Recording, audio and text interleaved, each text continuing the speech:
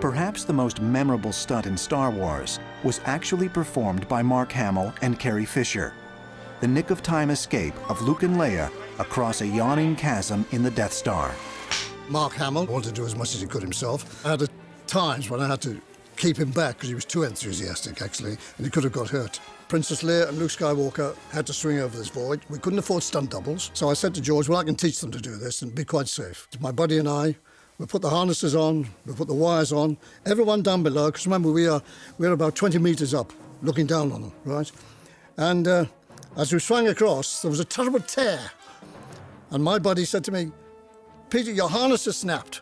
And Mark, he said, I'm not going in that, it's too dangerous. And this is where I discovered you had to be a good liar. I said, no, there's nothing wrong with the harness. I split my trousers as I landed. He said, oh, I thought it was the harness. I said, Mark, I wouldn't let you go on this if it was dangerous. Action!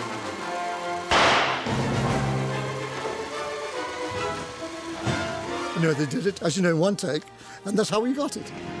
Good luck.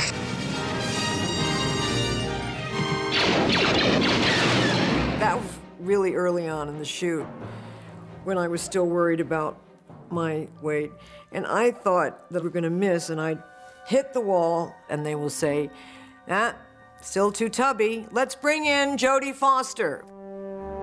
Another of Peter Diamond's tasks was choreographing the dramatic lightsaber battle between Darth Vader and Obi-Wan Kenobi.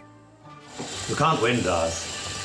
If my blade should find its mark, you will cease to exist. And I warn you, if you strike me down, I shall become more powerful than you can possibly imagine. George, he wanted a broadsword type of fight with a touch of Japanese behind it. But instead of becoming samurai moves with one hand, I kept it with two hands. So all the moves were two hands, completely like that. The first swords were bits of wood with from projection material wrapped around them. Now, the hardest thing for me on the first fights, Darth Vader was a very heavy man. Obi-Wan Kenobi was a gentleman, right, who had done some fencing in the theatre. I had to teach them, if that was the sword, to stop before they touched, because the blades were breaking. We broke so many blades, they just kept snapping.